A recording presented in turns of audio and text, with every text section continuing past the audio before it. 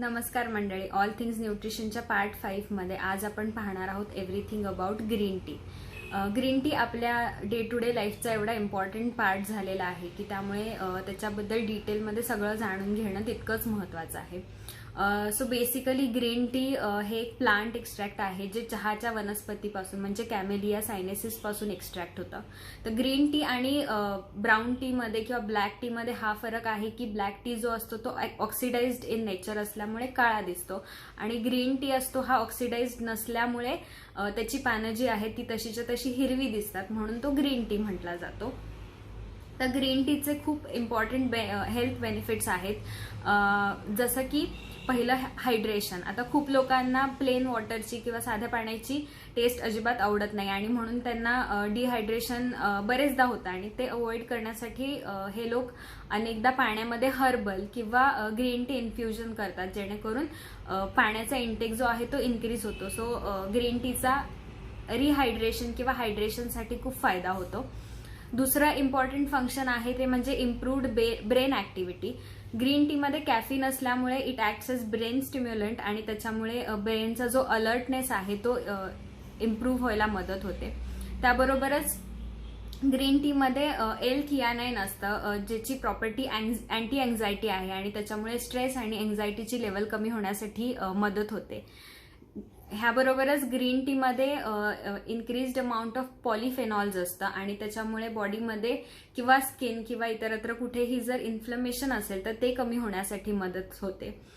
त्याचबरोबर green tea मध्ये कॅटेचिन्स असतात जे नॅचरल अँटीऑक्सिडंट्स आहेत, त्यामुळे बॉडीमध्ये एखाद्या ऑर्गन किंवा सिस्टीममध्ये जर फ्री रॅडिकल्स असतील तर ते कमी होण्यासाठी मदत होते आणि त्यामुळे बऱ्याच डिझीजपासून प्रिव्हेन्शन करता येतं.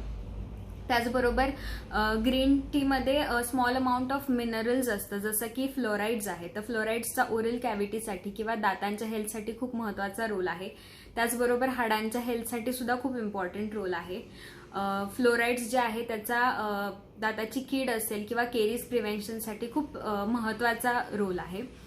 ह्याच्यानंतर ग्रीन टीचा उपयोग होतो तो म्हणजे मेटाबॉलिक रेट जो असतो बॉडीचा तो इन्क्रीज करण्यासाठी. त्याच्यामुळे बर्निंग कॅपॅसिटी जी असते बॉडीची, फॅट बर्निंग कॅपॅसिटी ती इन्क्रीज होते आणि वेट लॉसमध्ये मदत होते. आणि जसं मी आधी सांगितलं की ग्रीन टीमध्ये अँटीऑक्सिडंट्स असतात आणि त्याच्यामुळे अनेक प्रकारचे जे कॅन्सर्स असतात त्यांचा इन्सिडन्स प्रिव्हेंट करण्यासाठी किंवा रिस्क कमी करण्यासाठी मदत होते. त्यामध्ये काही कॉमन एक्झाम्पल्स आहेत ते म्हणजे ब्रेस्ट कॅन्सर आहे, प्रोस्टेट कॅन्सर आहे, पॅनक्रियासचा कॅन्सर आहे, स्टमक कॅन्सर आहे, कोलोरेक्टल कॅन्सर आहे, ओरल कॅन्सर आहे. बरोबरच ग्रीन टीमध्ये वर जेवढे सांगितले ते सगळे बायोऍक्टिव्ह कंपाऊंड्स असल्यामुळे ओव्हरऑल बॉडीची इम्युनिटी जी आहे ती वाढण्यासाठी खूप मदत होते. अजून एका सायंटिफिक स्टडीमधून असं प्रूव्ह झालंय की ग्रीन टीमुळे जे न्यूरो डिजनरेटिव्ह डिसऑर्डर्स असतात, जसं की अल्झायमर्स डिझीज असेल किंवा पार्किन्सनिझम असेल तर त्याचा इन्सिडन्स कमी होतो. हॅलिटॉसिस किंवा ज्याला आपण ओरल बॅड ब्रेथ म्हणतो तर तो कमी होण्यासाठी मदत होतो आणि खूप फ्रेश वाटतं ग्रीन टी घेतल्यानंतर. ग्रीन टीचा उपयोग टाईप 2 डायबिटीसच्या प्रिव्हेन्शन मध्ये होतो, हार्ट हेल्थ इम्प्रूव्ह करण्यासाठी होतो, ओव्हरऑल लिव्हर फंक्शन आणि लंग्सचं फंक्शन एनहान्स करण्यासाठी होतो. आणि स्टडीजमधून हे सुद्धा प्रूव्ह झालेलं आहे की जे लोक regular consumption of green tea करतात तर त्यांचं ओव्हरऑल लाईफ स्पॅन जो आहे तो वाढण्यासाठी खूप मदत होते. तर हे सगळे झाले ग्रीन टीचे बेनिफिट्स. तर एवढे बेनिफिट्स असताना ग्रीन टी आपण कंझ्युम कसा करायला हवा, तर ग्रीन टी कंझ्युम करण्याची एक पर्टिक्युलर मेथड आहे.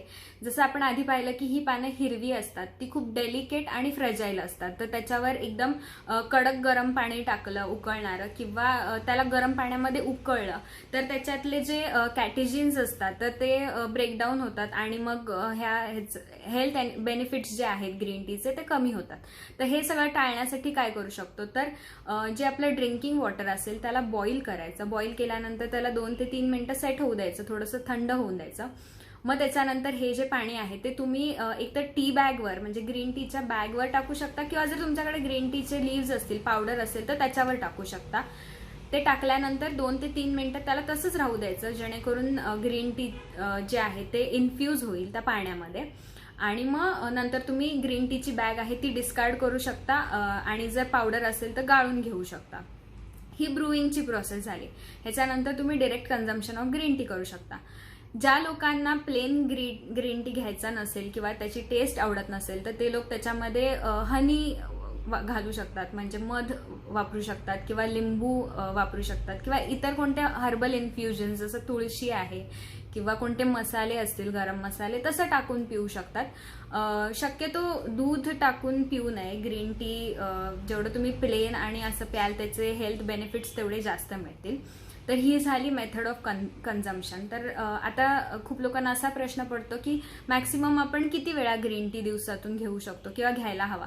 तर आयडियली 1 कप दिवसातून एकदा घेतला तर पुरेसा आहे. पण जर तुम्हाला अजून घ्यायचं असेल तर तुम्ही 3 ते 5 कप मेजर मॅक्सिमम घेऊ शकता. त्याच्यापेक्षा जास्त वाढवायचा नाहीये कन्झम्पशन, कारण त्याचे काही ड्रॉबॅक्स आहेत जे मी पुढे सांगेन.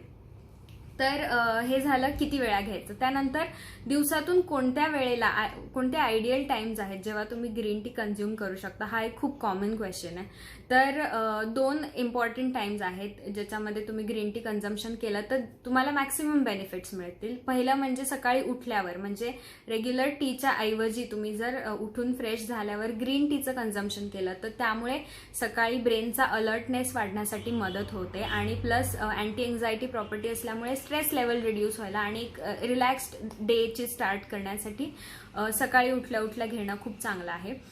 दुसरी वेळ म्हणजे जस्ट बिफोर वर्कआउट. मग तुम्ही तर कोणत्याही प्रकारचा वर्कआउट करत असाल, रनिंग असेल, ब्रिस्क वॉक असेल किंवा कोणत्याही पद्धतीच्या वर्कआउटच्या जस्ट आधी जर तुम्ही ग्रीन टी कन्झ्युम केला तर त्यामुळे बॉडीचा मेटाबॉलिक रेट वाढण्यासाठी मदत होतो आणि फॅट बर्निंग जे आहे ते थोडंसं फास्ट होतं आणि वेट लॉसमध्ये त्याचा डेफिनेटली तुम्हाला फायदा होतो.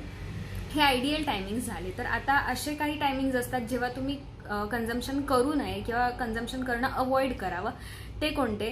तर जस्ट बिफोर बेड टाईम, झोपेच्या जस्ट आधी जर ग्रीन टी घेतला तर जसं आपण आधी पाहिलं की कॅफिन आहे ज्याच्यामुळे ब्रेनची ऍक्टिव्हिटी बूस्ट होते आणि त्यामुळे ज्यांना ऑलरेडी इन्सोमनिया किंवा झोप न येण्याचा त्रास असेल किंवा नॉर्मल लोकांनाही झोप डिस्टर्ब होण्याचा किंवा स्लीप डिस्टर्बन्सेसचा प्रॉब्लेम होऊ शकतो. त्यामुळे झोपेच्या 6 तास आधी तुम्ही ग्रीन टीचं कन्झम्पशन करू शकता. प्लस ग्रीन टीमध्ये टॅनिन्स असतात आणि त्याच्यामुळे न्यूट्रिशन ॲब्झॉर्प्शन डिस्टर्ब होऊ शकतं. पर्टिक्युलरली आयर्न ॲब्झॉर्प्शन हॅम्पर होतं ग्रीन टीमुळे. त्यामुळे जेवणाच्या लगेच नंतर किंवा जेवणाच्या जस्ट आधी ग्रीन टीचं कन्झम्पशन नाही करायचं. तर मध्ये एक सेफ्टी मार्जिन ठेवायचं, जसं जेवणाच्या 2 तास आधी तुम्ही ग्रीन टी घेऊ शकता किंवा जेवणाच्या 2 तासानंतर तुम्ही ग्रीन टी घेऊ शकता. तर ते टायमिंग्स तुम्ही फिक्स करून रेग्युलर कन्झम्पशन करू शकता.